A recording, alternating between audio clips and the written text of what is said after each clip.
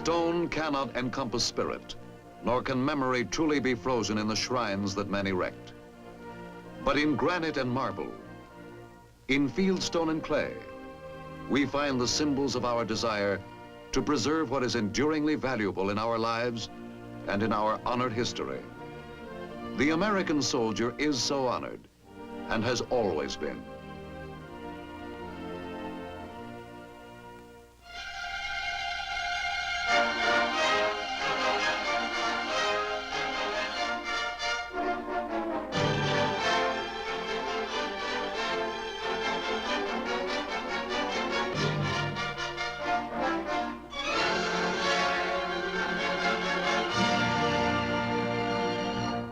In this tomb of the unknowns on a green slope in Arlington National Cemetery, the bodies of 3 heroes lie buried. The unknown soldier of World War I and the recently interred unidentified heroes of World War II and Korea.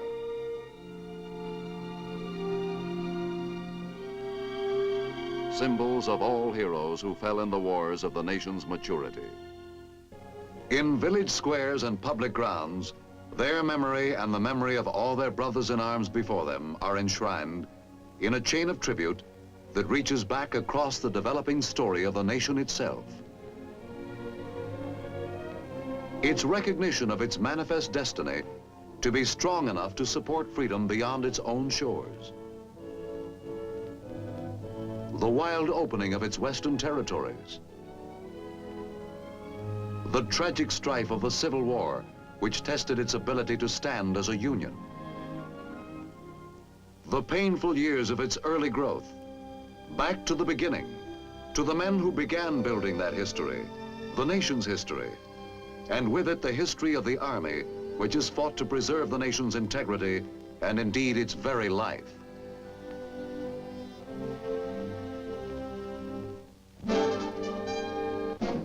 These were the first, these embattled farmers, as the poet Emerson called them, the Minutemen, who stood at Concord Bridge and fired the shot heard round the world.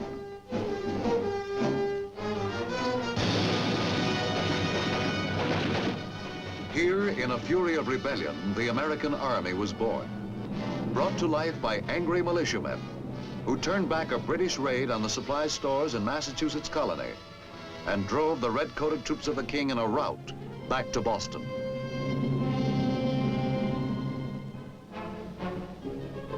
They began their great adventure as a group of individuals, united at first only by something intangible in the already emerging American spirit, a sense of the importance of independence. They came down from their farms and out of their shops to take up arms with the idea only of standing up for their rights against a domination which had become more oppressive with the years. Fate gave them a leader, and under him they built a unity in arms, a fighting force in which they could wage their growing rebellion with a hope of victory. The Continental Congress gave their struggle a direction that was breathtaking in its audacity and sweeping in its vision of man's rights. And now the soldier of the revolution was fighting for more than a vaguely felt idea. He was fighting for the creation of a new and free nation under handicaps only dimly understood by the 20th century American mind.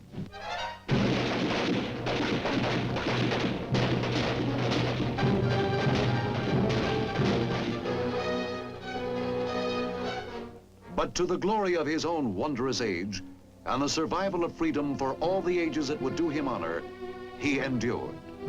Through black defeats and incredible hardships, he endured and went on to shape the victories of Trenton and Saratoga, and finally the splendid triumph of Yorktown, where the dream of liberty at last took life.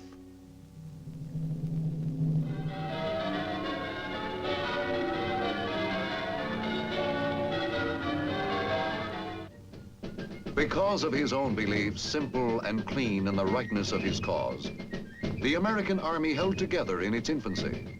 And for the first time in the history of the New World, the quality of patriotism became part of a soldier's creed. young nation which the soldier had won with his blood flourished.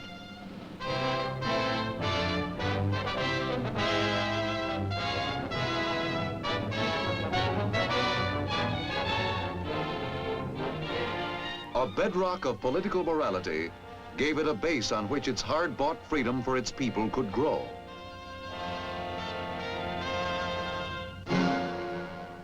The acquisition of vast new lands gave it the opportunity to expand physically. But before the country was 30 years old, war came again.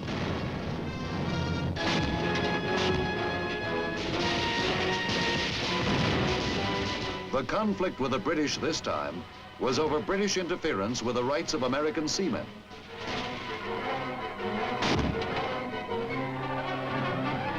The Army's most illustrious victory was won at New Orleans, when it drove the invading British back into the sea.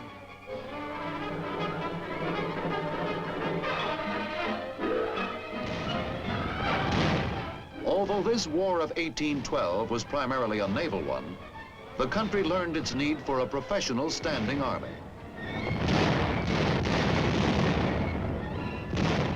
Posterity inherited a national anthem when a young American named Francis Scott Key was moved to make his tribute to the unconquerable Star-Spangled Banner, when after the British shelling of Fort McHenry, he saw the flag still flying.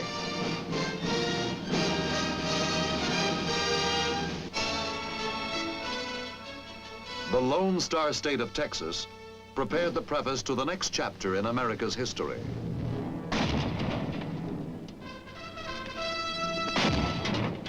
A Mexican possession, Texas won its independence after a long and bloody struggle during which a band of 187 Americans met death and heroic fame in their brave but doomed defense of the Alamo.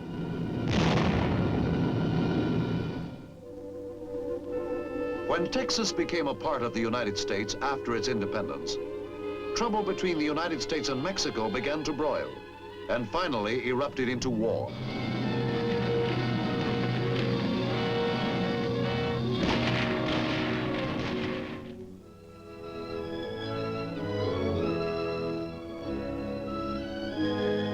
With the acquisition of new territories, which the soldier won in the war with Mexico, the nation was growing in strength and productivity.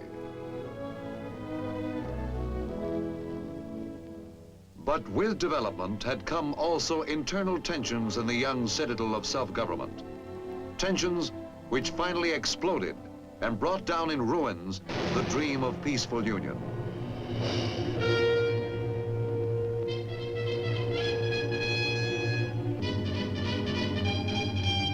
The most tragic of all wars, that of brother against brother, was forced upon the nation.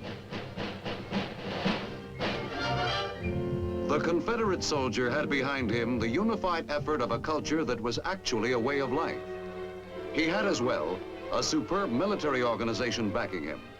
But more than these, he had the hot and defiant pride of the rebel, with the rebel's formidable confidence that his will shall prevail. A Confederate poet wrote, "The world shall behold in many a distant port another flag unfurled." And from the rapidity with which the Southerner began chalking up victories, it looked as if it might happen.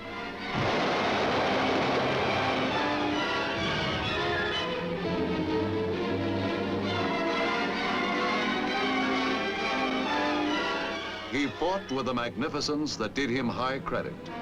And in the end, it was not so much his spirit as the resources of his army that failed him. In performance, the Union Army suffered at first from an overconfidence and a lack of unity. But in the crucible of combat, these were corrected.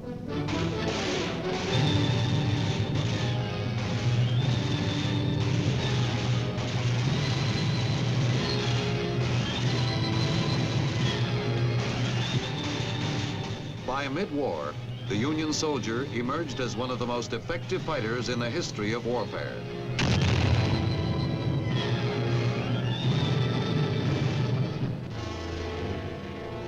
The Civil War has many distinctions in the annals of arms. It was the first modern war. It was a war of sweeping movement. It was a war of massed fire. Spectacular plans were brilliantly executed. Its campaigns are still studied as classics of combat.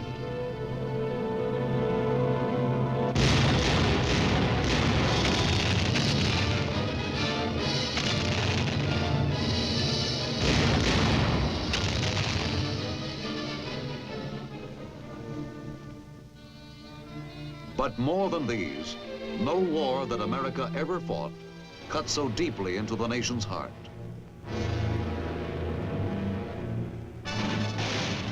The grim, heroic figures in blue and gray who stood against each other on a succession of battlefields, whose names are now part of our heritage, created images that would never be far from the American mind.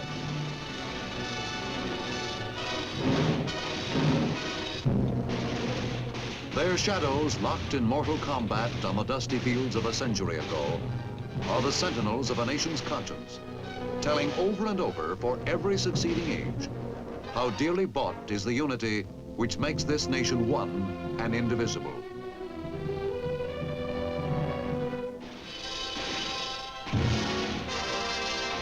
In the end, it was the soldier from the north who prevailed. His industrial power was superior, his supply of manpower wider, and in the perspective of history, his heroic sacrifice gave us the Union forever.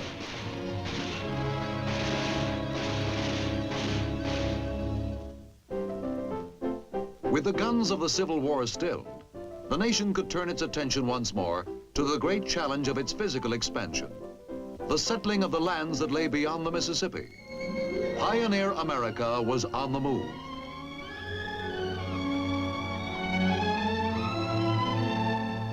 But the challenge brought its own enemy.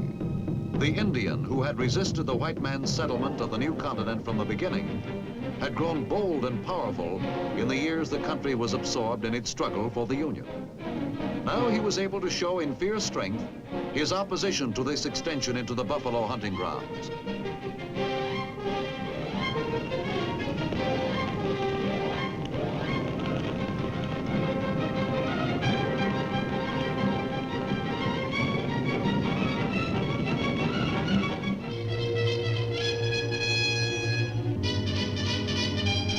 To the soldier fell the harsh task of bringing safety to the Great West. 300,000 Indians roamed the plains. The army at its peak numbered scarcely more than 2,500. From the Rio Grande to Canada, from the Mississippi to the Pacific, the soldier was the arm of the national authority.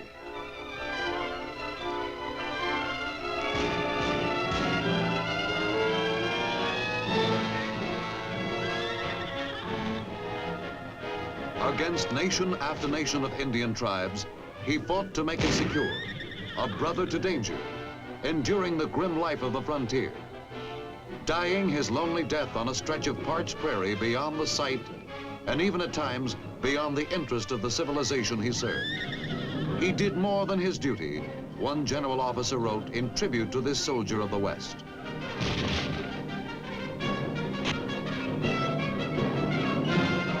He did more than his duty, and in the doing he wrote a page of glory which will be read and thrilled to so long as men prize courage. Finally, at the end of the flaming 19th century, the West was secure.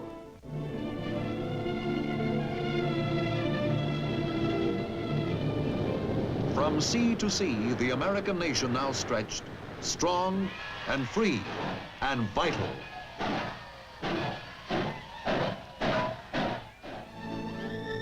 The land yielded steadily to the peaceful tools of production. But fires were burning beyond the national borders, which would sear into history's new page the next mission for the U.S. soldier. That mission took him away from his own land in the summer of 1898, across the water to Cuba, which was fighting for its independence from Spanish domination.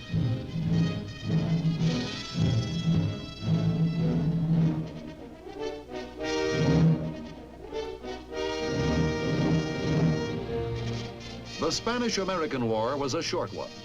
The soldier handled himself well.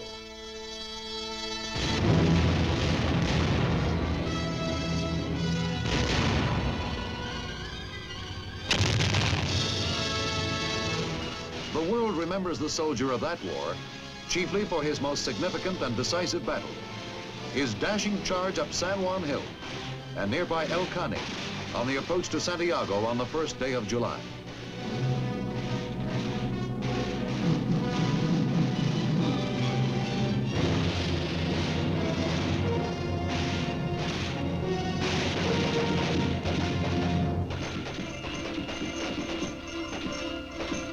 Victory in this war brought the Philippines, Puerto Rico, and Guam, as well as Cuba, into U.S. possession.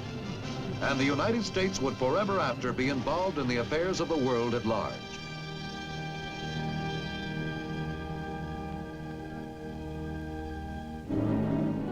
The next involvement for the soldier was in his own hemisphere, a punitive expedition into Mexico in 1916 in pursuit of Pancho Villa, the Mexican bandit who had destroyed American life and property on the border. In the perspective of history, it was a minor campaign, but it was important to American self-interest and self-respect, and it prepared the Army for the most challenging test it had ever had. World War I saw more than 2 million Americans in arms. The doughboy went into the war that gave him his first experience with Europe's geography, cocky and idealistic. He sang as he marched through the dust of the ruined French villages, and the weary and bleeding continent took new hope from his confidence.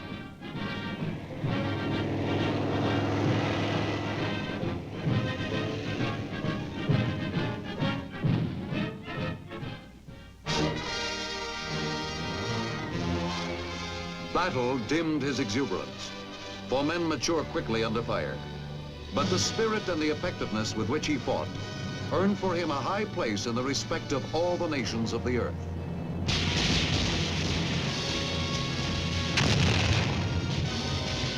A British poet wrote in his tribute, "You traveled across a watching world to show how heroes die."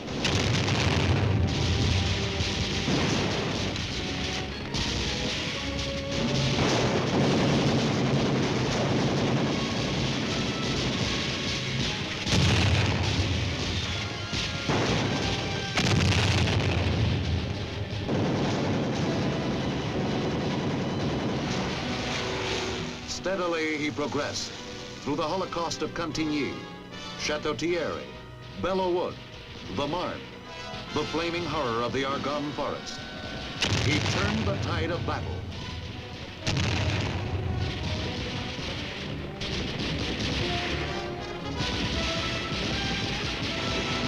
And the Great War came to an end.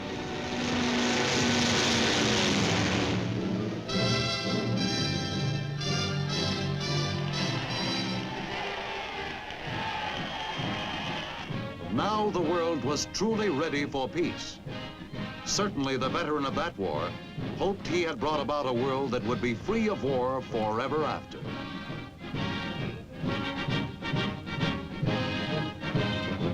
The hope for peace, however, was soon to be doomed by events taking place in other parts of the world.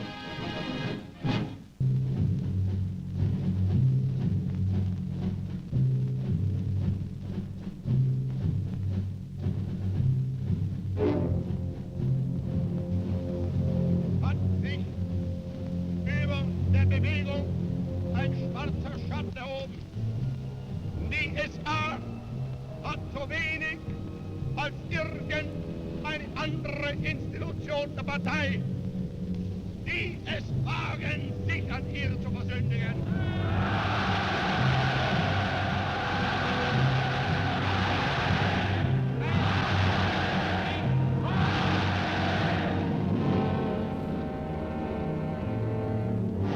With Nazi Germany's march on Poland in 1939, the threat of conflict burst into shattering reality. War of a dimension the world had never seen was introduced. Before it was ever involved, America began preparing its men. The long conversion from citizen to serviceman began. Sometimes it seemed like a hopeless task. But almost before they knew it, America's sons were soldiers. Their training for war, however, began under conditions something less than realistic. it was still possible to believe that America could remain untouched, and war still seemed remote.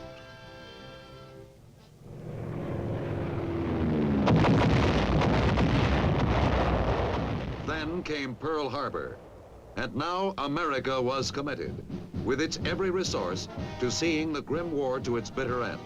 And its job would be the soldier's job. Some of the sad and heart-twisting qualities of war never change.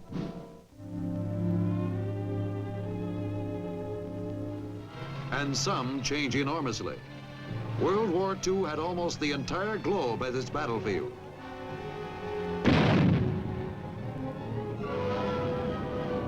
It brought new dimensions to the experience of combat. The soldier fought everywhere, and he went into battle every way he could get there. Through the air, over the seas. He hit 100 beaches, large and small, in the vast world of the Pacific.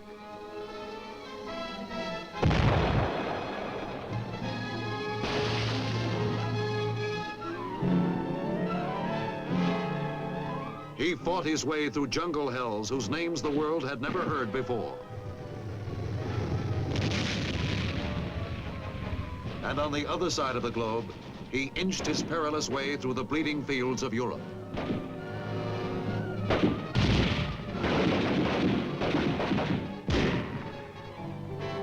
He fought in villages where his fathers had fought before him, in towns grown old in peace, in cities which for centuries had stored the flower of man's Western culture.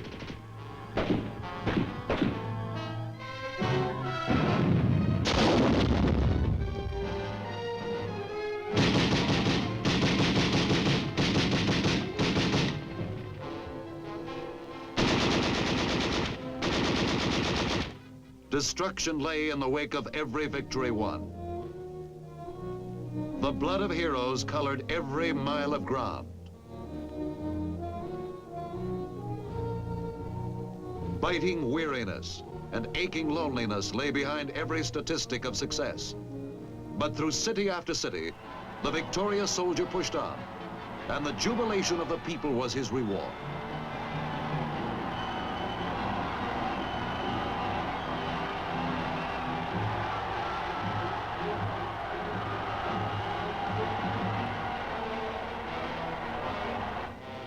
On the other side of every liberated city lay the war again. Another battle to win, another mile or another 20 to travel, another day to fight. Through 3.5 years of Holocaust, the soldier moved in an agonizing but relentless march, pushing back the encroachments of aggression until the enemy finally lay crushed and defeated.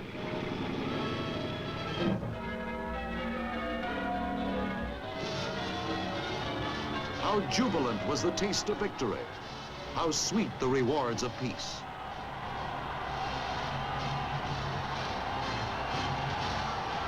A bruised and suffering world stirred again to the triumphant strains of victory. For the soldier, it was the proud end of a long and arduous road. From all the remote places where he had traveled, from all the scattered battlefields, he returned home again to find a soldier's welcome.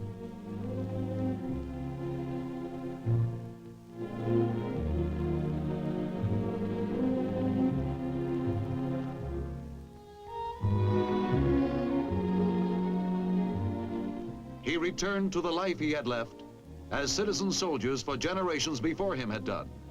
And because the world he had preserved seemed at last so ready for peace, he turned his pursuits to peaceful things. But despite man's bright hope, aggression had not yet been eliminated from the world. The fragile peace was suddenly shattered. The communist-led North Korean army plunged across the line which separated it from free South Korea.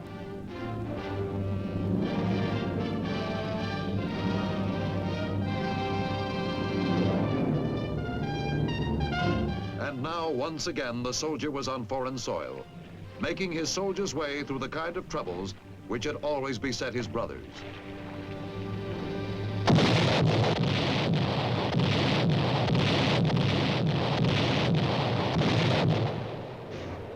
fighting the soldier's fight, the kind of fight on which victory in every war behind him had depended.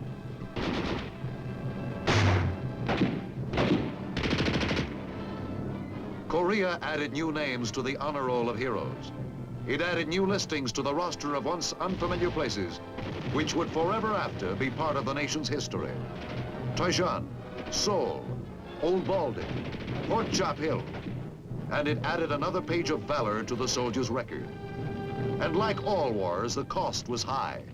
For bravery is not cheap, nor are any of the qualities which give a man what it takes to stand and fight.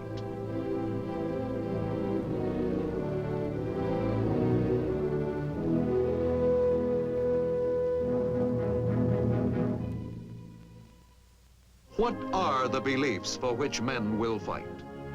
They range from faith in a nation which strives under God to achieve its destiny, from a capacity for honor that springs perhaps from something fundamental in man's spirit, from these all across the broad range of human experience.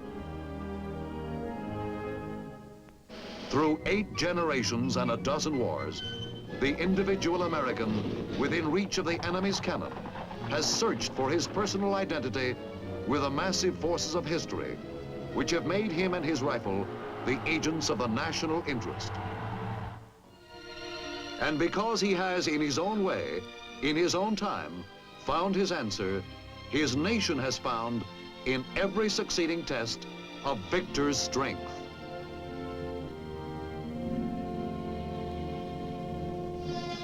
He has fought well, this soldier of America's heritage. He won a nation, built it, and defended it against every threat to destroy it.